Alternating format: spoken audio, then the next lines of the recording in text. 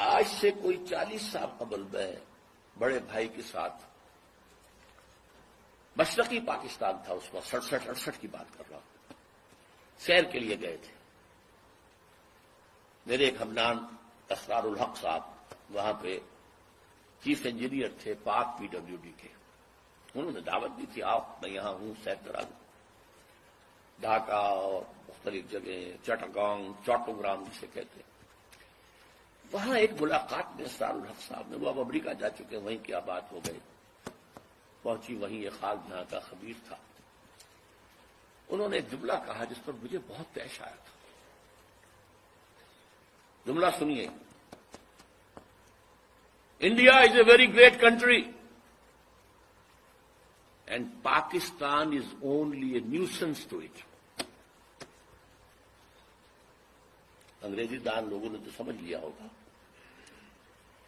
بھارت ایک بہت بڑا ملک ہے اور پاکستان اس کے لیے تھوڑی سی سرگرانی کا باعث ہے، بس.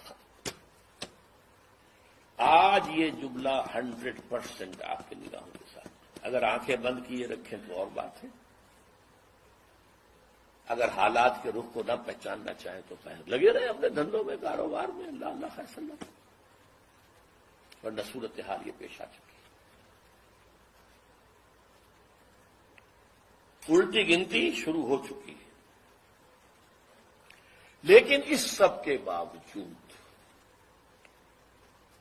ابھی امید کا چراغ میرا گل نہیں ہوا ہے، مدھم پڑ گیا ہے، ٹمٹما رہا ہے.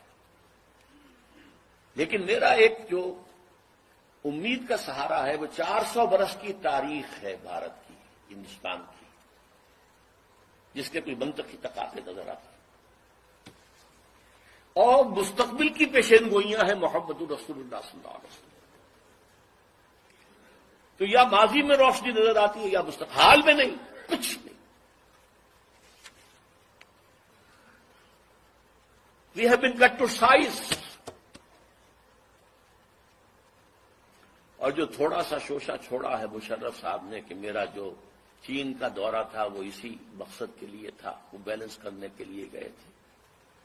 اول تو چین آپ کو گھاس ڈالے گا نہیں، ابھی طویل عرصے تک اس کا ارادہ کنفرنٹیشن کا ہے ہی نہیں. وہ اپنی اکانومی کو ڈیولپ کرنے میں لگا ہوا ہے. ثانیاً اگر آپ کی کوئی پیش رفت ہو گئی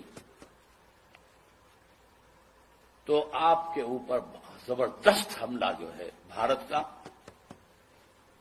اور افغانستان کی طرف سے، دونوں طرف سے. اب آپ شکنجے میں ہیں. وہ افغانستان جو ہمارا دوست تھا اور ہم اس کے دوست تھے اور امدادی تھے. کرزئی کے بیانات سنیے. یہ کون؟ ہز ماسٹرز وائس ہے. وہ یہ اس کی بات نہیں ہے، یہ بش کی بات ہے. بش نے کچھ باتیں یہاں آ کے کر دی تھی، کچھ باتیں پہلے ہی پہنچا دی تھی شروع کر سے. آج سے 2-3 مہینے پہلے ایک انٹرویو چھپا تھا اکرم ذکی صاحب کا، جو ڈپلومیٹ بھی رہے ہیں اور بیوروکریٹ بھی رہے ہیں.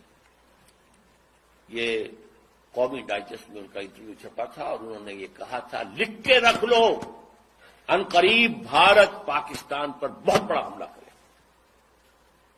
اگر ذرا بھی محسوس ہوا کہ چائنا اور پاکستان اور قریب آ رہے ہیں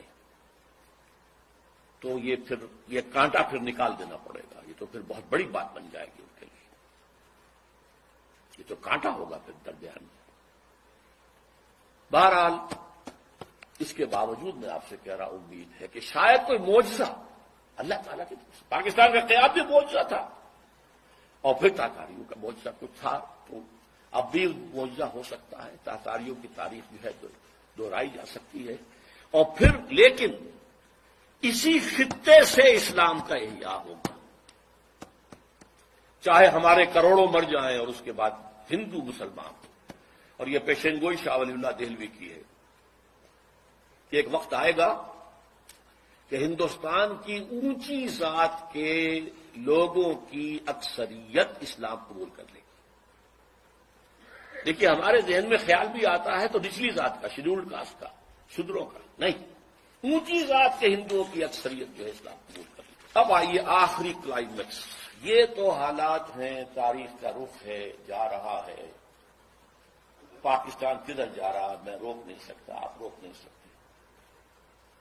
ہماری جو بھی غلطیاں ہیں، کوتاہیاں ہیں، وعدہ خلافیاں ہیں، ان کی کیا سزا ہمیں ملتی ہے، ہم اس کے مستحق ہیں۔